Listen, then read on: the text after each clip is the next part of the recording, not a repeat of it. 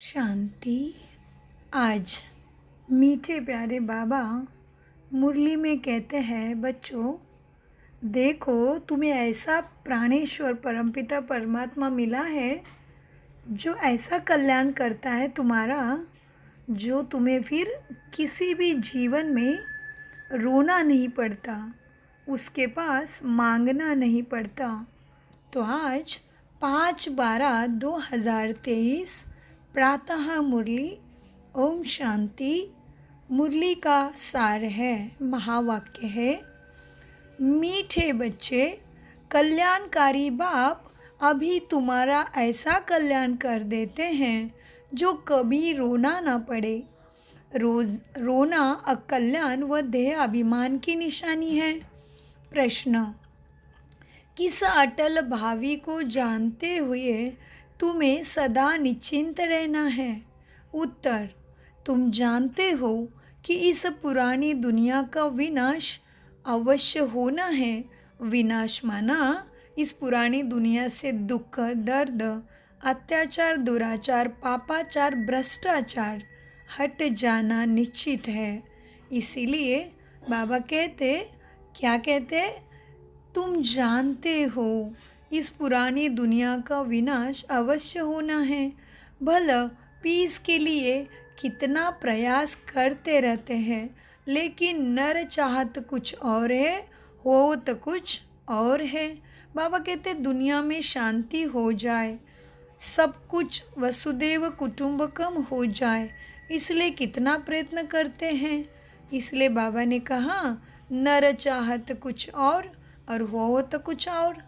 कितना भी कोशिश करे यह भावी टल नहीं सकती। नेचुरल कैलामिटीज़ आदि भी होनी है। तुम्हें नशा है कि हमने ईश्वरीय गोद ली है। जो साक्षात्कार किए हैं वह सब प्रैक्टिकल में होना ही है। इसीलिए तुम सदा निश्चिंत रहते हो। ओम शांति। विश्व में ओम शांति बाबा मुरली के शुरुआत में क्यों कहते हैं प्रश्न महावाक्य के बाद? क्योंकि सामने प्राणेश्वर परमपिता मुझे पढ़ा रहा है।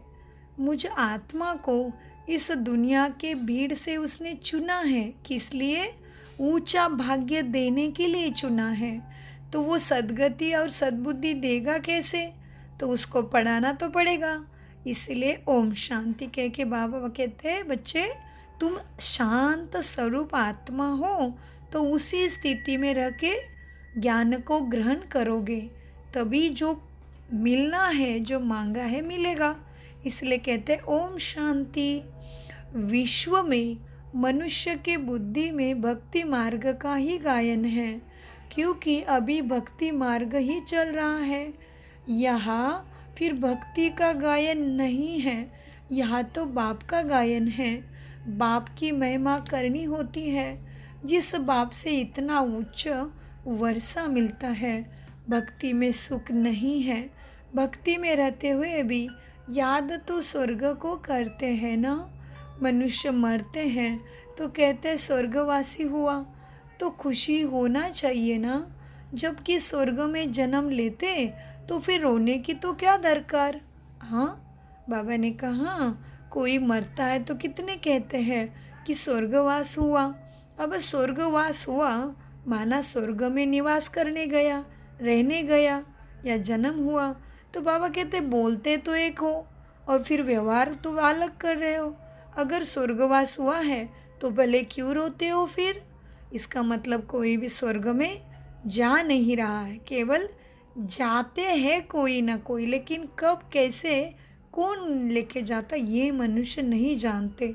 स्वर्गवास होना मतलब सुख शांति की दुनिया, सत्ययुग और त्रेता में हमें जन्म प्राप्ति होना माना स्वर्गवास। तो बाबा कहते पहले तो स्वर्गवास माना इस संगम पर सो का परिचय प्राप्त करना। जो शरीर तो सबको मालूम है, शरीर के साथ जुड़े हुए रिश्ते, नाते, धर्म, भाषा, पंथ वो तो दिखाई दे रहा है, लेकिन जो अदृश्य है, मैं स्वयं भी स्वयं को इस आँखों से नहीं देख पाती हूँ आईने में, उसका परिचय होना, सत्यता का परिचय होना और सत्यता के पिता सत्यम शिवम सुंदरम से परिचय हो ना, माना स्वर्ग, सो का राज्य प्राप्त करो। पहले सो को जानो, तो इसके बाद फिर क्या होता, फिर हमें स्वर्ग में तो जीवन प्राप्ति होनी ही है। तो इसीलिए बाबा ने कहा देखो, जब कि स्वर्ग में जन्म लेते तो फिर रोने की तो क्या दरकार, स्वर्ग में चला गया कहते हो ना, तो खुशी होनी चाहिए। वास्तव में ये सच्ची बात तो है नहीं कि स्वर्गवास हुआ, इसलिए तो रोते हैं ना। अब इन रोने वालों का कल्याण कैसे होगा, बताओ कौन करेगा कल्याण? बाप ही करेगा ना, जो आत्माओं का पिता है, जिसको रात दिन सारा दिख रहा है, वही तो कल्याण करेगा। अपने बच्चों को दुखों से कौन छुड़ाएगा, बाप ही तो छुड़ाएगा ना। इसलिए बाबा कहते हैं मुरली में, अब इन रोने वालों का कल्याण कैसे हो? रोना क्या है, दुख की निशानी है, और भगवान तो दुख हरने वाला है। हाँ, तो कल्याण कौन करेगा इससे दुखियों का? मनुष्य रोते तो है ना, बच्चे जन्मते हैं तो भी रोते हैं। क्यों बच्चा रो रहा है? अभी बच्चा पैदा हुआ तो पैदा होते ही वो रोना भी ज़रूरी है। साइंटिफिकली भी कहते हैं कि रोया नहीं तो उसके लंग्स एंड हार्ट एक्टिव नहीं होता, उसके मसल्स पूरे शरीर में प्राणवायु ऑक्सीजन फैलना चाहिए। इसलिए कभी कभी बच्चा जन्म लेता है तो मार के रुलाते हैं उसको, हाँ, और मोस्टली रोता भी है। तो बाबा कहते हैं देखो, जन्मते तो भी रोते हैं, क्यों? क्योंकि मालूम है कि दुख की दुनिया में जन्म हुआ है। हाँ, लेकिन कृष्ण तो हंसते हंसते आता है ना, वो तो पीपल पे पत्ते भी दिखाते हैं, पानी के ऊपर है, फिर भी अंगूठा चूसता मुस्कुराता है। अंगूठा चूसना माना पैर हिलाना खुशी की निशानी है ना। तो बाबा आज मरण और जन्म का भी समझा रहे हैं। बाबा कहते बच्चे, वास्तव में ये सच्ची बात तो है नहीं कि स्वर्गवासी हुआ इसलिए रोते हैं। अब रोने वालों का कल्याण भी कौन करेगा? हाँ, रोना क्या हुआ, दुख की निशानी। मनुष्य रोते तो है ना, बच्चे जन्मते तो भी रोते हैं, क्योंकि दुख होता है ना। दुख नहीं होगा तो ज़रूर हर्षित रहेंगे। रोना तब आता है जब कोई ना कोई अकल्याण होता है। सतयुग में कभी अकल्याण नहीं होता, उसको स्वर्ग कहते हैं, सतयुग को स्वर्ग कहते हैं। इसलिए वहाँ कभी रोते नहीं, अकल्याण की बात ही नहीं होती। यहाँ कभी कमाई में घाटा पड़ता है। देखो जीवन में क्या क्या होता है मनुष्य के, कभी कमाई में घाटा पड़ता है, कभी अन्न नहीं मिलता है, कभी क्या लगा हुआ है कि सबके पीछे तो दुखी होते हैं, दुख में ही तो रोते हैं ना। भगवान को याद भी करते हैं दुख में, क्या करते हैं भगवान को याद करते हैं कि आकर सभी का कल्याण करो भगवान। अगर भगवान सर्वव्यापी है तो फिर भले किसको कौन कैसे कल्याण करेगा? अगर सर्वव्यापी है तो किसको कहते हैं कल्याण करो? हाँ, वो कोई एक चीज़ है ना, इसलिए तो कहते कल्याण करो। लेकिन न जानने के कारण फिर भगवान सब तरफ है कहते हैं। अगर सर्वव्यापी है भगवान तो किसको कहते हो कि आकर कल्याण करो? ऑलरेडी सब तरफ है ना, फिर क्यों बोला आकर कल्याण करो? इसका मतलब वो कहीं रहता भी है और आता भी है। बाबा कहते बच्चे, परम पिता परमात्मा को सर्वव्यापी मानना बड़े से बड़े भूल है। बाप है सबका कल्याणकारी, वो एक ही कल्याणकारी हैं, तो ज़रूर सबका कल्याण करेंगे। तुम बच्चे जानते हो परम पिता परमात्मा हमेशा कल्याण ही करते हैं। अब वो परमपिता परमात्मा कब आए जो विश्व का कल्याण करेगा? विश्व का कल्याण करने वाला और तो कोई है नहीं। विश्व का कल्याण तो और कोई नहीं करेगा, सब कोई धर्म पिता अपने अपने धर्म का ही देखेंगे ना। जैसे कि अभी समझ लो, मैं 2 बच्चों की माता हूँ, है ना, आप भी किसी की माँ हो, लेकिन हम पहले क्या करेंगे? अपने बच्चों का सोचेंगे ना। और कैपेसिटी भी हमारी कितनी है, हाँ, तन मन धन से आप किसकी कितनी सेवा कर सकते हैं। भले अपने देश के लिए कुछ करेंगे, हाँ, भले अपने राज्य के लिए कुछ करेंगे, भले चलो आपसी देश के लिए कुछ करेंगे, पूरे विश्व का तो नहीं कर पाएगा ना कोई। तो विश्व का कल्याण कौन करेगा? एक जो सबका पिता है, जिसने सबके शरीर में लाल रंग का खून बनाया है, हाँ, जो सभी आत्माओं का पिता है, वही कल्याण करेगा ना। इसलिए बाबा कहते बच्चे देखो, अब वह परमपिता परमात्मा कब आए जो विश्व का कल्याण करे। विश्व का कल्याण करने वाला और तो कोई है नहीं। बाप को फिर सर्वव्यापी कह देते हैं। कितनी भारी भूल मनुष्य ने कर दी। अभी बाप अपना परिचय देकर कहते हैं बच्चे कुछ मत करो, जो भी तुमने मांगा है ना जरूर मिलेगा, लेकिन क्या करो इलाज? मन मना भव। जो दाता है ना उसको अपने मन में रखो, बार बार बुद्धि को इधर उधर मत भटकाओ। तो क्योंकि जो देने वाला है उसके साथ मन लगाना में भलाई है, या जिसके में से कुछ मिलने वाला नहीं उसमें मन लगाने में भलाई है, खुद ही सोचो, है ना। तो बाबा कहते बच्चे अपना परिचय मैं देता हूँ सबको, और फिर क्या कहता हूँ बच्चे मन मना भव। तो हाथों से कर्म करो, जहाँ तहाँ जो भी जिम्मेवारी पूरी करो, जहाँ भी जाओ और आओ, लेकिन मन में परमात्मा के शिक्षा के प्रति परमात्मा के साथ बात करते रहो, क्योंकि जहाँ से मिलना है वही मन लगाना पड़े, है ना। तो बाबा ने कहा बच्चे इसी में ही कल्याण है, मन मना भव। सत्ययुग त्रेता में कोई भी हालत में तुम्हारा अकल्याण होता नहीं, तो वहाँ पे मुझे कोई बुलाएगा ही नहीं। त्रेता में भी जबकि राम का राज्य है तो वहाँ शेर बकरी इकट्ठे जल पीते हैं, इतने सभी में प्राणियों में भी इतनी शांति है, सुकून है। प्राणी भी अपने से एक दूसरे से झगड़ा नहीं करेंगे। और जैसे अभी देखो शेर के सामने बकरी आ जाए क्या हालत होगा, चूहा आ जाए बिल्ली के सामने। तो बाबा जानवर का उदाहरण क्यों दे रहे हैं? क्योंकि मनुष्य तो जानवर से बदतर हो ही गए, लेकिन वहाँ तो सतयुग में त्रेता में माना स्वर्ग में जानवर भी अपने हिंसक वृत्ति में नहीं रहते, वो भी शांत सुकून के स्वधर्म में रहते हैं। इसलिए बाबा कहते बच्चे देखो क्या है, जबकि राम राज्य है त्रेता में, वहाँ भी शेर बकरी इकट्ठा जल पीते हैं। हम राम सीता के राज्य की इतनी स्तुति नहीं करेंगे, क्योंकि उनमें भी क्या हुआ, 2 कलाएं तो कम हो गए ना। राम में तो 2 कलाएं कम हो गई, इसलिए क्या दिखाया, बाण की निशानी है, बाण और धनुष्य है, धनुष्य एरो है उनके हाथ में, ये तो लड़ने की निशानी हो गई। कृष्ण के हाथ में तो क्या है, स्वदर्शन चक्र हो गया, सो का दर्शन हो गया उनको, तो सब कुछ पा लिया उन्होंने।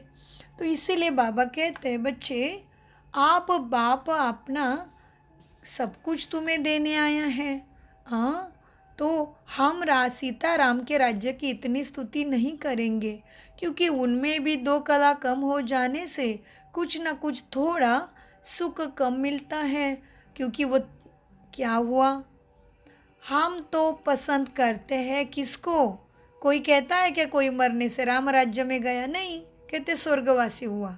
इसलिए बाबा ने फिर गहराई में लेके गए हमें कि कोई क्या कहता है कि भाई रामचंद्र के सीताराम के दुनिया में गया, नहीं कहता, हर कोई कहता स्वर्ग में गया। तो सबको इच्छा है ना स्वर्ग वाला सुख चाहिए।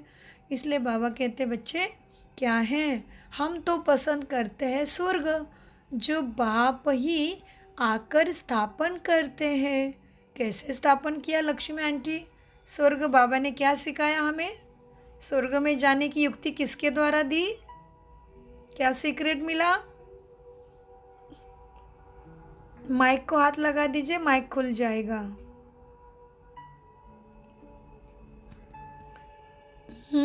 स्वर्ग में जाने की युक्ति क्या मिली? हमें राजयोग मिला, सहज राजयोग का। हाँ जी बोलिए लक्ष्मी आंटी।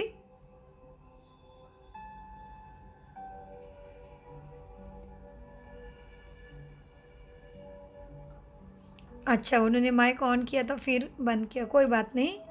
वो हमें राजयोग देता है परमपिता परमात्मा आके, राजयोग सिखाता है। जी लक्ष्मी आंटी आप बोलना चाहते हो, बोलिए। ज्ञान दिया। हाँ जी, सम्मुख बिठा के, अपना बना के, इतनी भीड़ में से चुन के उसने हमें मौका दिया, सद्बुद्धि का, सद्गति प्राप्त करने का अवसर दिया। बहुत अच्छा। तो बाबा कहते हैं बच्चे देखो, हम तो पसंद करते हैं स्वर्ग में जाना, जो बाप ही स्थापन करते हैं। बाबा स्वर्ग स्थापन करने के लिए क्या होता है, ब्रह्मा के तन में विराजमान अवतरित होके उसकी वाणी का यूज करके हमें क्या करते हैं, मुख द्वारा ज्ञान देते हैं। ज्ञान रत्न बुद्धि में कानों द्वारा आत्मा सुनती है और ज्ञान रत्नों से हम समझ पाते हैं। कर्तव्य कर्म इस तरह से हो जाते हैं तो हम अपने अपने कर्मों से क्या होता है, फिर हमें अपने अपने कर्मों से हम अपना पद प्राप्त करते हैं। तो ये क्या है, सद्बुद्धि का ज्ञान सद्गति के लिए।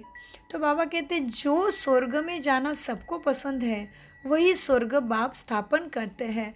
उसमें पूरा वर्षा पाए तो बहुत अच्छा है। बच्चों ने ऊंचे ते ऊंचे बाप से वर्षा ले हम कल्याण करें, ऐसे सब बच्चों को लगना चाहिए। हर एक को अपना कल्याण करना है।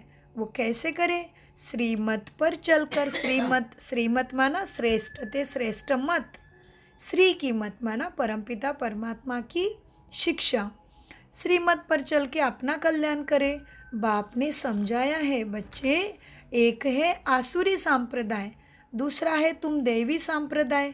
अभी एक तरफ रावण राज्य है, दूसरी तरफ मैं देवी संप्रदाय स्थापन कर रहा हूँ।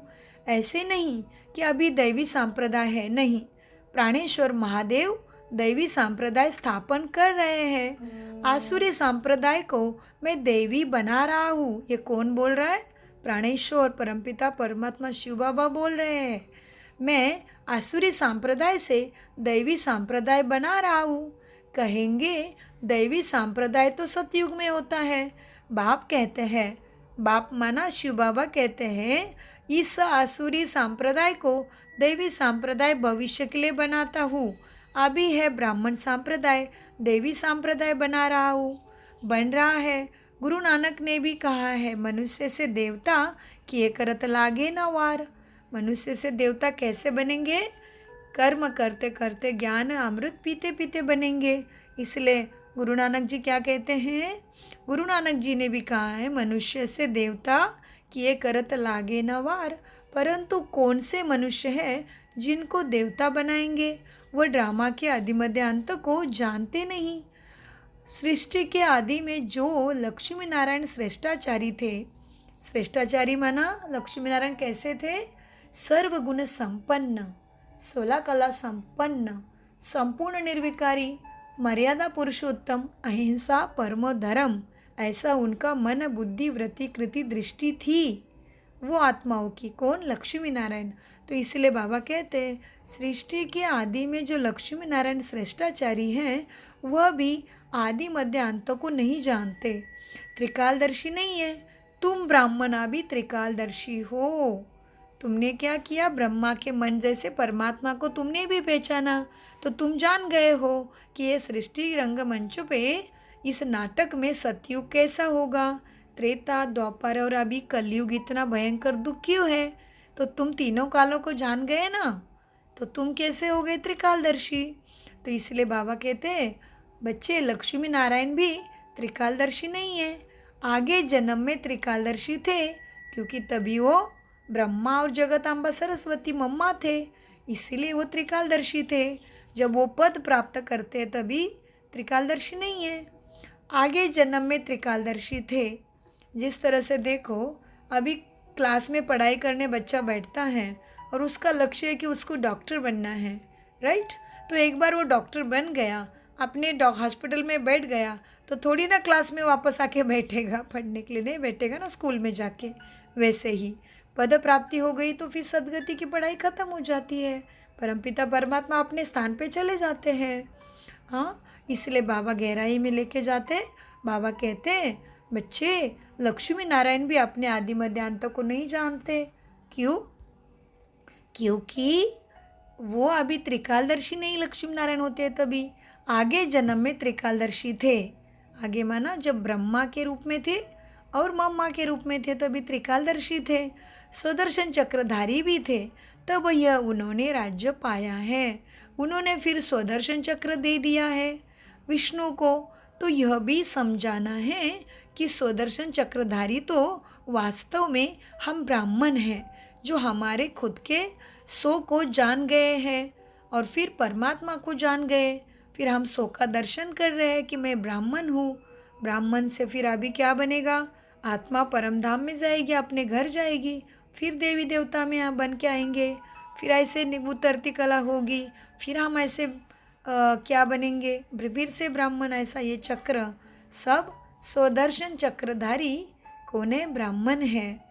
सो का दर्शन माना हम कौन से युग में कैसे कैसे क्या क्या बनते बनते अभी हम क्या बने हैं।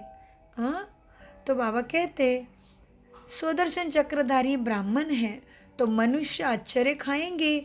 वो तो श्री कृष्ण को भी कह देते हैं, विष्णु को भी सुदर्शन चक्रधारी कह देते हैं। यह तो जानते नहीं कि विष्णु के 2 रूप लक्ष्मी नारायण हैं। हम भी नहीं जानते थे। देखो, विष्णु को 4 हाथ दिखा दिए, तो समझना पड़ेगा ना 4 हाथ क्यों दिखा दिया। हाँ, तो बाबा इसका अर्थ गहराई से बताते हैं कि हम भी पहले नहीं जानते थे। ब्रह्मा बता रहे अपना अनुभव। अभी उनको जब तक शिव बाबा ने ज्ञान नहीं दिया सदगति का, तब तक ब्रह्मा बाबा भी कुछ भी नहीं जानता था। इसीलिए बाबा कहते मनुष्य ये बात से आश्चर्य खाते हैं, लेकिन हम भी नहीं जानते थे। मनुष्य तो हर बात में कह देते हैं ये तो भावी है, ये तो ऐसा है, ये तो चलना है। तो जो होने वाला है उसको कोई टाल भी नहीं सकते। यह तो ड्रामा है ना। तो पहले पहले बाप का परिचय सबको दे, ये ड्रामा का राज समझाए कि ये ड्रामा मतलब क्या है, कैसे सतयुग हुआ, सतयुग त्रेता द्वापर और फिर अभी कलयुग क्यों हुआ।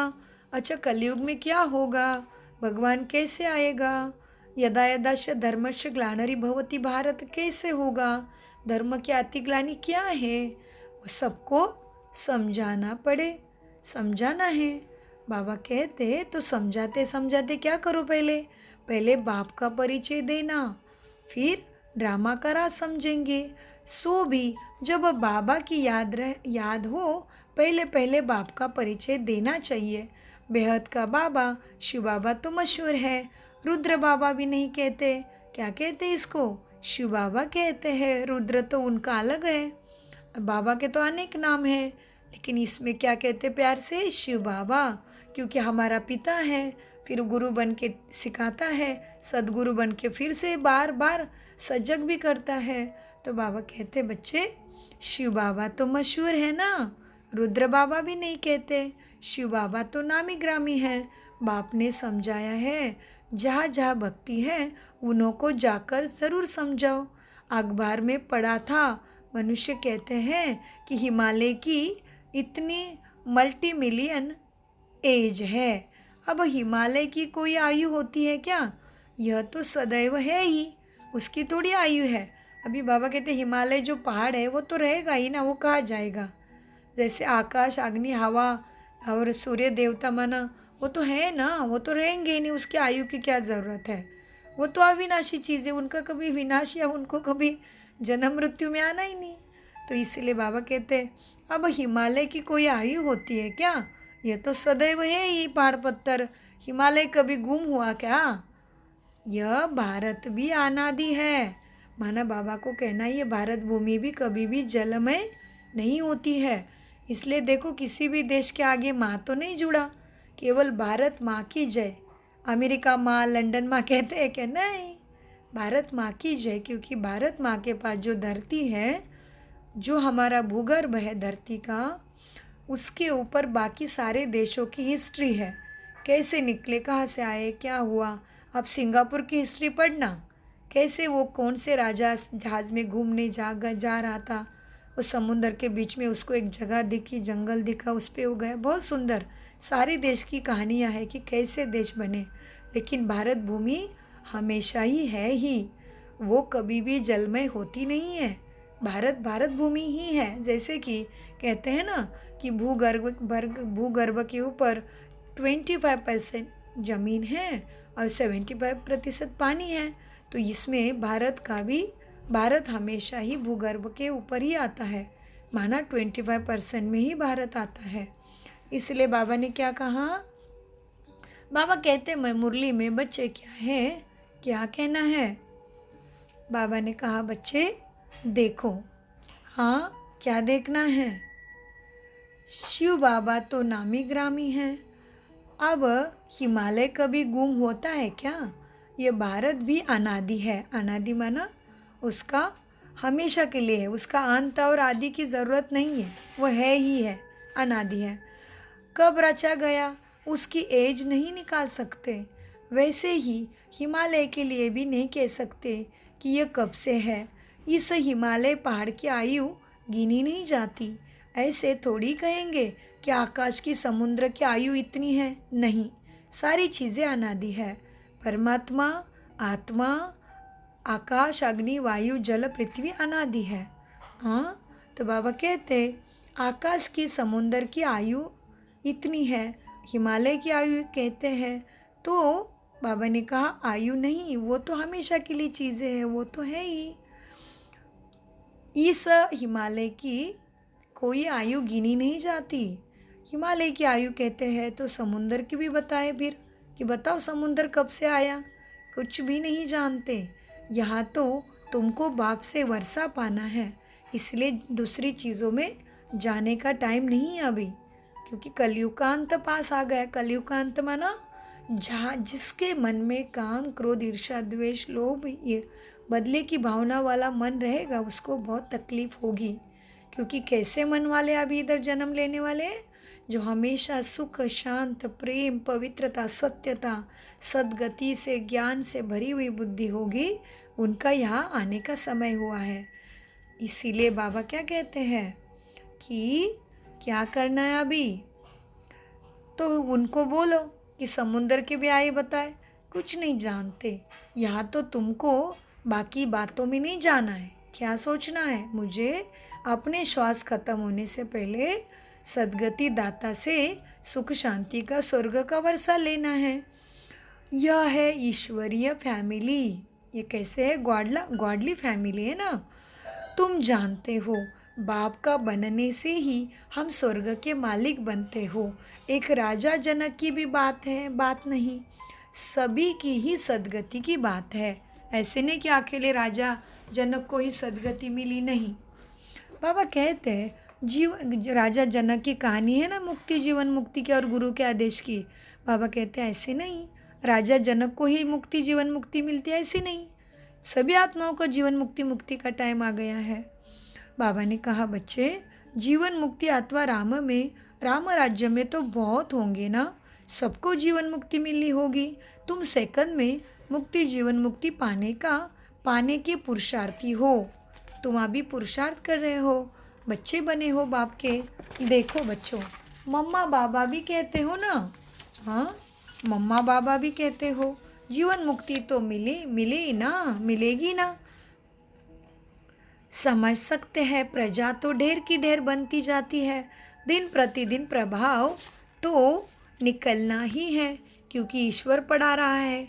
हाँ, भले देर से आएंगे, देर से समझेंगे, लेकिन समझेंगे जिसके भाग्य में वो ज़रूर समझेंगे। इसीलिए कहते भी है ना कहावत में, हाँ शाम का भूला या सुबह का भूला शाम को घर आया तो उसको भूला नहीं कहते। इसलिए बाबा कहते बच्चे देखो, समझ सकते हैं, प्रजा तो ढेर की ढेर बन जाती है, दिन प्रतिदिन प्रभाव निकलना है ना।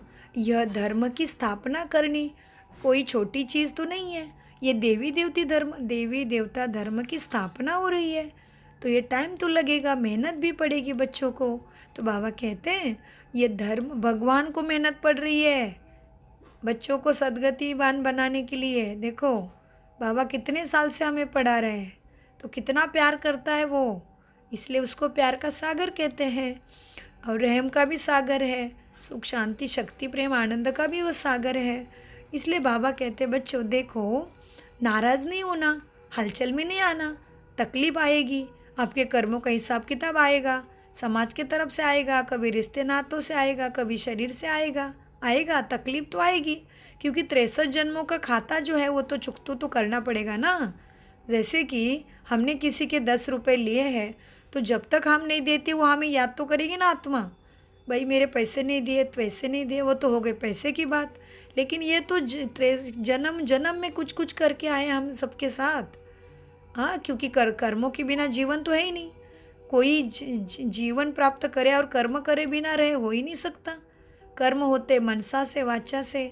तो इसीलिए बाबा कहते बच्चे देखो क्या है, यह तो एक एक को राज्य पाने का लायक बनाना पड़ता है। ये धर्म की स्थापना करनी बड़ी मेहनत है।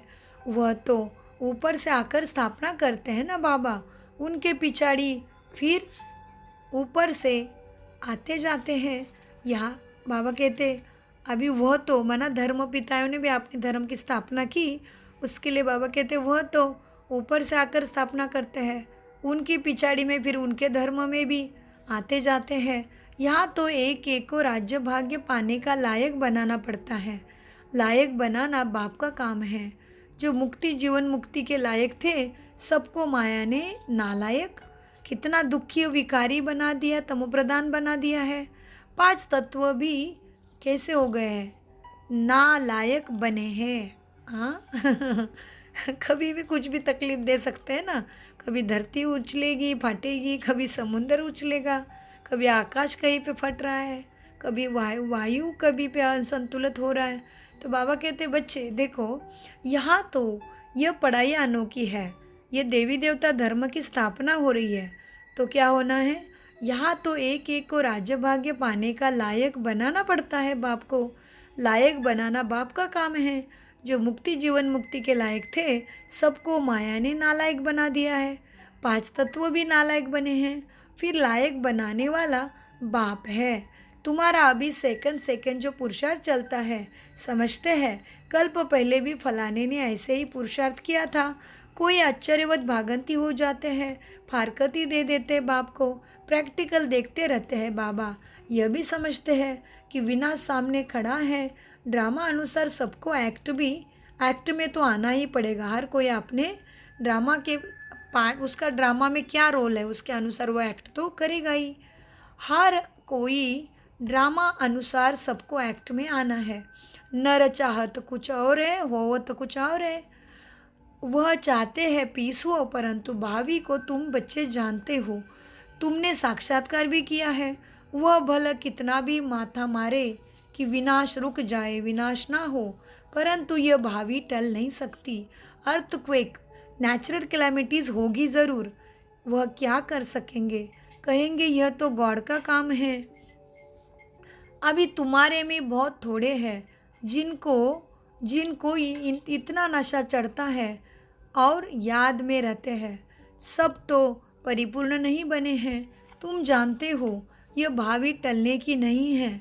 अन्न नहीं है, मनुष्य के रहने के लिए जगह नहीं है। 3 पैर पृथ्वी के नहीं मिलते। तुम्हारा यह है ईश्वरी परिवार, माता पिता और बच्चे। बाप कहते हैं मैं बच्चों के आगे ही प्रत्यक्ष होता हूँ, मैं सबको समझ में नहीं आऊँगा। बाबा कहते हैं मैं बच्चों के आगे ही प्रत्यक्ष होता हूँ। हाँ, सबको समझ में बाप नहीं आने वाला है। बच्चों को सिखाते हैं। बच्चे भी कहते हैं हम बाप की मत पर चलते हैं।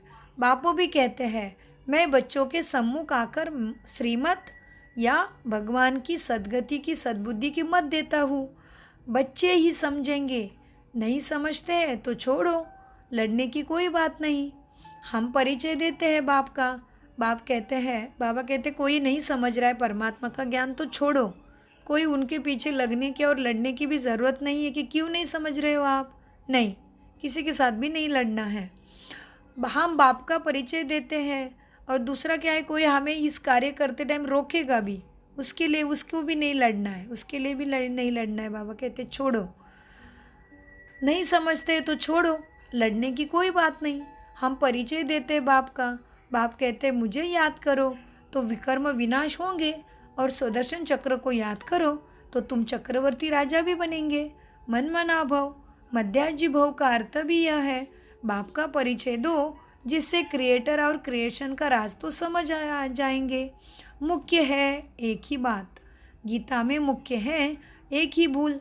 बाप कहते हैं मुझे कल्याणकारी को ही आकर कल्याण सबका करना है। कल्याणकारी एक बाप ही है, जिसको सद्गति दाता कहते हैं, ऑलमाइटी कहते हैं, गॉड इज़ वन कहते हैं, गॉड इज़ लाइट कहते हैं। तो बाप कहते हैं मुझे कल्याणकारी को ही सबका कल्याण करना है, बाकी शास्त्रों से कल्याण तो हो ही नहीं सकता। नहीं तो पहले से वो दुख तो आना ही नहीं चाहिए था, क्योंकि शास्त्र तो कितने सालों से पढ़ रहे हो, कितने हजार वर्ष से शास्त्र पढ़ते आए हो, सभी को दुख क्यों आया फिर अभी। बाबा कहते शास्त्रों से कल्याण हो नहीं सकता, पहले तो सिद्ध करना है कि भगवान एक है, उनको तुम याद करते हो परंतु जानते नहीं हो। बाप को याद करना है तो परिचय भी चाहिए ना, वह कहाँ रहते हैं, आते हैं या नहीं। बाप वर्षा तो ज़रूर यहाँ के लिए ही देंगे ना, या वहाँ के लिए देंगे। बाप तो सम्मुख चाहिए। श्रीमत बाबा क्या कहते हैं, बाप को याद करना है तो बाप।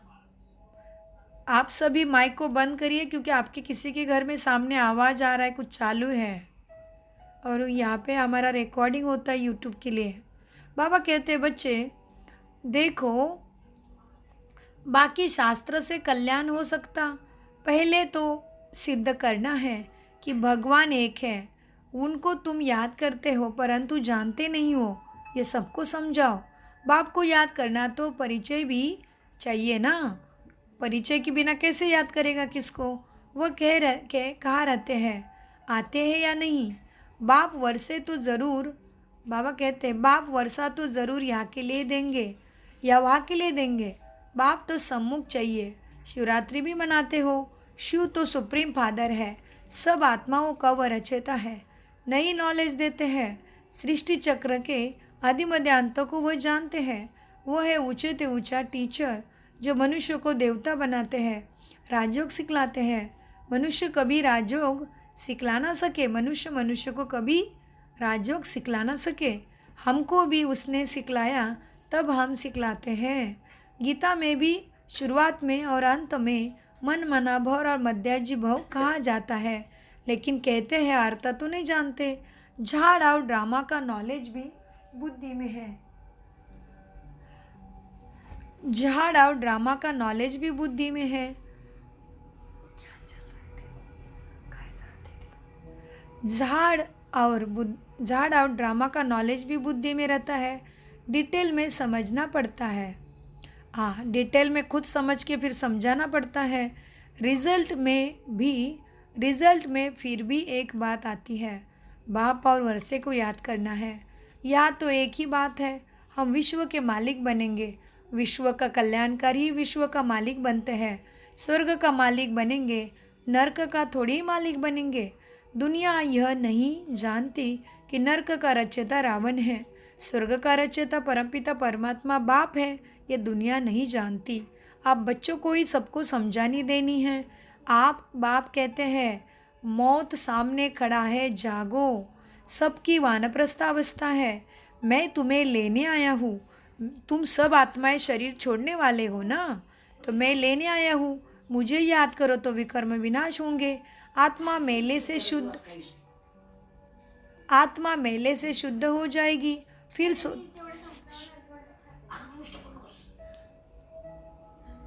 आत्मा मेले से शुद्ध हो जाएगी, फिर तुमको स्वर्ग में भेज देंगे। ये निश्चय बुद्धि से किसको समझाना है, तोते मुआफिक नहीं, पहले तुम खुद निश्चय करो और फिर समझाओ। निश्चय बुद्धि को फिर रोने की व देह अभिमान में आने की बात नहीं रहती। देह अभिमान बहुत गंदा बना देता है। अब तुम देही अभिमानी बनो, शरीर निर्वार्थ कर्म करो, वह तो कर्म संन्यास बन जाते हैं, वह तो कर्म सन्यासी बन जाते हैं। यहाँ तो तुमको ग्रस्त व्यवहार में रहना है, बच्चों को संभालना है। बाप को और चक्र को जानना तो बहुत सहज है। बच्चों को कितने बच्चे, बाप को कितने बच्चे हैं, फिर उनमें कोई सपूत है कोई कपूत है, नाम बदनाम करते हैं, काला मुँह कर देते हैं। बाप कहते हैं काला मुँह नहीं करो, बच्चा बन, और फिर काला मुँह करते हो, कुल कलंकित बनते हो। इस कामचिता से तुम सावरे बने हो, काम चिता पर थोड़ी ही जल मरना है, हल्का नशा भी होना नहीं चाहिए। सन्यासी आदि अपने फॉलोअर्स को ऐसे थोड़ी कहेंगे, वो रियलिटी में नहीं है। बाप तो सबको सच्ची बात समझाते हैं। बाप कहते हैं मुझे याद करो, तुमने गारंटी की है बाबा आपकी मत पर चल हम स्वर्गवासी बनेंगे।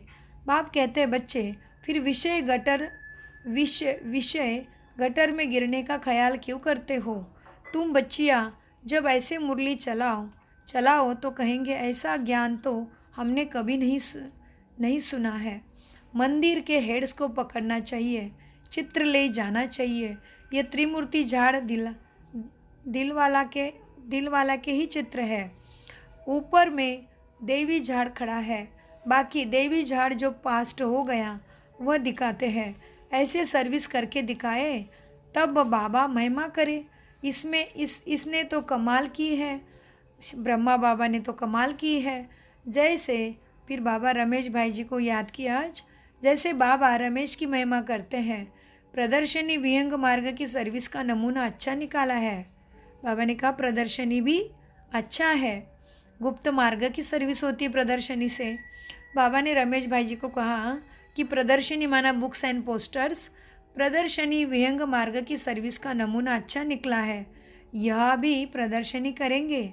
चित्र तो बहुत अच्छे हैं। अब देखो दिल्ली में जो रिलीजियस कॉन्फ्रेंस होती है वह भी कहते हैं वननेस हो, उसका तो अर्थ ही नहीं। बाप कहते हैं उसका अर्थ नहीं जानते, कहते तो है कि वननेस हो। कैसे वननेस होगी? इतने झगड़े करते हैं धर्मों के बीच में और कैसे वननेस होगी बताओ? तो इसलिए बाबा कहते हैं आप देखो दिल्ली में जो रिलीजियस कॉन्फ्रेंस होती है वह भी कहते हैं वननेस हो, उसका तो अर्थ ही नहीं। बाप एक है, बाकी है सब भाई बहन। बाप से वर्षा मिलने की बात है। बाप से क्या मिलता? सद्गति, सद्बुद्धि का और सुख शांति का वर्षा। आपस में तुम्हें मिलजुल कर चलना से ही वननेस होगा ना। धर्म में झगड़े करने से कैसे वननेस होगा? तो बाबा कहते हैं बाप से वर्षा मिलने की बात है, आपस में मिल सिरखंड कैसे होंगे? ये बातें समझने की है। प्रदर्शनी की वृद्धि के लिए युक्ति रचनी है। प्रदर्शनी की वृद्धि के लिए युक्ति रचनी है। जो सर्विस का सबूत नहीं दिखाते उनको तो लज्जा आनी चाहिए। जो सर्विस का सबूत नहीं दिखाते उनको तो लज्जा आनी चाहिए। अगर 10 नए आए और उसमें से 8-10 मर गए तो इससे फ़ायदा क्या हुआ? बाबा कहते हैं अगर तुम्हारे पास राजो करके 8 बच्चे नहीं आए, न्यू आ गए, 8 बच्चे न्यू आ भी गए, लेकिन उसमें से फिर कोई भी आगे नहीं चला तो क्या फ़ायदा हुआ? अच्छा, मीठे मीठे सिकिला दे बच्चों प्रति माता पिता बाप दादा का याद प्यार और गुड मॉर्निंग। रूहानी बाप की रूहानी बच्चों को नमस्ते। हम रूहानी बच्चों की याद प्यार। बोलिए लक्ष्मी आंटी। गुड मॉर्निंग और नमस्ते नमस्ते नमस्ते। नमाय बुद्धि से सब कुछ समझते, धारण करते और कराते। जी बहुत अच्छा। हम रूहानी बच्चों का रूहानी बाप दादा को याद प्यार, गुड मॉर्निंग, नमस्ते प्यारे बाबा नमस्ते। धारणा के लिए मुख्य सार है 1. शरीर निर्वाह काम करते देही अभिमानी रहने का अभ्यास करना है। किसी भी परिस्थिति में रोना व देह अभिमान में नहीं आना है। नंबर 2. श्रीमत पर अपना और दूसरों का कल्याण करना है। सपूत बनना है कपूत नहीं। सपूत माना गुणवान। शांति, सुख, प्रेम, आनंद, सत्यता और आनंद को धारण करना पड़ेगा तो सपूत कहेंगे ना। इसलिए बाबा कहते हैं श्रीमत पर अपना और दूसरों का कल्याण करना है। सपूत बन बाप का नाम बाला करना है। वरदान, व्यर्थ संकल्पों को समर्थ में परिवर्तित कर सहज योगी बनने वाली समर्थ आत्मा भव। हाँ, क्या करना है? व्यर्थ संकल्पों को समर्थ में परिवर्तित कर सहज योगी बनने वाली समर्थ आत्मा भव। कई बच्चे सोचते हैं कि मेरा पाठ तो इतना दिखाई नहीं देता, योग तो लगता नहीं, अशरीरी होती नहीं, यह है व्यर्थ संकल्प। इन संकल्प को परिवर्तित कर समर्थ संकल्प करो कि याद तो मेरा स्वधर्म है, मैं ही कल्प कल्प का सहज योगी हूँ। मैं योगी नहीं बनूंगा तो कौन बनेगा। बाबा कहते देखो व्यर्थ नहीं सोचना है तो समर्थ क्या सोचना है, वो भी बाबा ने बताया ना वरदान के विश्लेषण में। तो वरदान को और विश्लेषण को बार बार पढ़ने से धारणा में और बुद्धि में रहता है। वरदान माना ब्लेसिंग्स, आशीर्वाद, और इसी आशीर्वाद के लिए हम कितने दर दर ठोकरे खाते हैं ना, मंदिरों के, तीर्थों के, कथा कीर्तन पुराण सब कुछ। तो ब्लेसिंग्स माना बाबा की शिक्षा, इसको बार बार पढ़े और धारण करें। बहुत सुंदर वरदान का विश्लेषण बाबा ने दिया है कि कभी नहीं सोचो मेरा तो योग नहीं लगता, मैं तो अशरीर नहीं होती, मुझे तो कोई साक्षात्कार चमत्कार है और कभी अनुभव नहीं आता। नहीं, इन संकल्पों को परिवर्तित कर समर्थ संकल्प करो, समर्थ सोचो कि क्या याद तो मेरा स्वधर्म है, मैं ही कल्प की सहज योगी हूँ, मैं ही सफलता मूर्त हूँ। मैं योगी नहीं बनूंगी तो कौन बनेगा भला। ऐसे सोचो अपने आप से। कभी ऐसा नहीं सोचो कि क्या करूँ, मेरा शरीर तो चल ही नहीं सकता, ये पुराना शरीर तो बेकार है। नहीं, ऐसे कभी भी नहीं सोचना। वाह के वाह वाह वाह करके वाह के संकल्प करो। वाह रे मेरा बाबा, वाह रे ड्रामा, वाह रे मेरा शरीर, वाह रे हिसाब किताब आ रहा है तो भी वाह वाह करते चलो, तो वाह ही होगा जाएगा। कितना गहराई से बाबा कितना प्यार से समझा रहे। देखो हमारे लिए मनुष्य जैसा सामने बैठ के समझा रहे हैं। नहीं बच्चे प्लीज़ तुम ऐसे नहीं हो बच्चे। हम कहें नहीं बाबा, हम बार बार विकारों में जाते हैं, हमें बार बार थोड़ा थोड़ा क्रोध आता है, बुरा लगता है, डर लगता है। बाबा कहते नहीं बच्चे, तुम ही मेरे निडर बच्चे हो, तुम ही मेरे सर्वगुण संपन्न 16 कला वाले मर्यादा पुरुषोत्तम हो, तुम ही मेरे देवी देवता कुलदेवी इष्ट देवी हो। कितने समझाते बाबा। देखो ऐसा कौन प्यार करेगा भगवान के सिवाय, बताओ। जो भी निस्वार्थ, उसको हमसे कुछ नहीं चाहिए। दुनिया में एक भी मनुष्य नहीं है, एक भी नहीं मिलेगा आपको जो कि स्वार्थ के बिना कुछ करे। नहीं, एक केवल परमपिता परमात्मा को हमसे कुछ नहीं चाहिए, केवल उसको हमें सुख शांति प्रेम आनंद में देखना है बस। क्योंकि वो सच्चा बाप है हमारा, इसलिए उसको कहते हैं ये सत्यम शिवम सुंदरम। तो बाबा कहते हैं बच्चे कभी नहीं सोचो कि क्या करूँ, मेरा शरीर तो नहीं चलता, यह पुराना तो शरीर बेकार है। नहीं, क्या सोचो, वाह के वाह संकल्प करो, वाह कमाल गाओ इस अंतिम शरीर की, तो समर्थी अपने आप आ जाएगी। क्योंकि बाबा कहते तुम्हारे मन में सारी शक्ति छुपी है।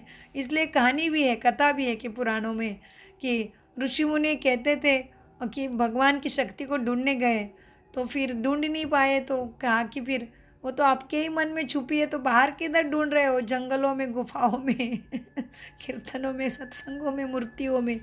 तो वो फिर परमात्मा उनको कहता है ऋषि मुनियों के, अरे मैं तो सारी शक्तियों को तुम्हारे मन में ही छुपा दिया है।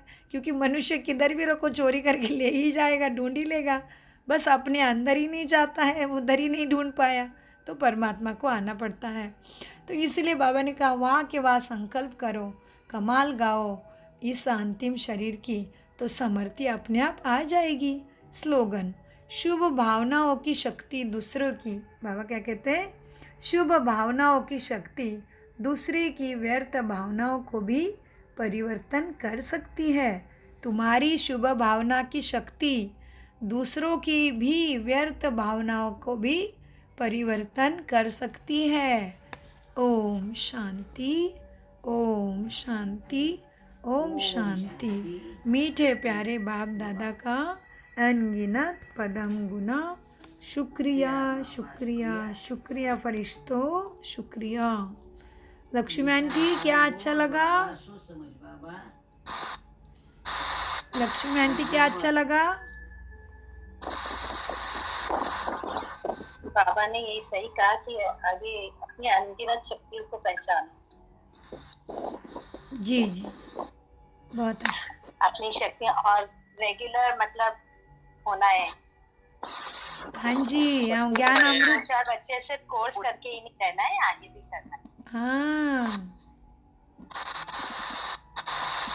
बोलिए लक्ष्मी आंटी।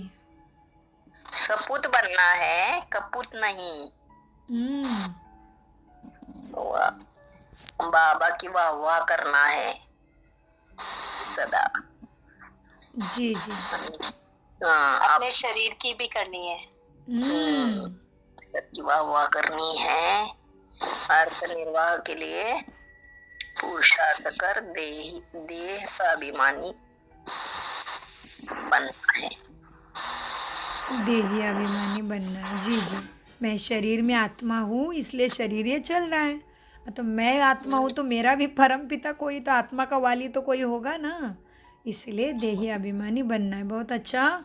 दूसरा कोई अपना पॉइंट शेयर करना चाहता है क्या? अगर करना चाहते हो तो अपने माइक को टच करके माइक को खोलो।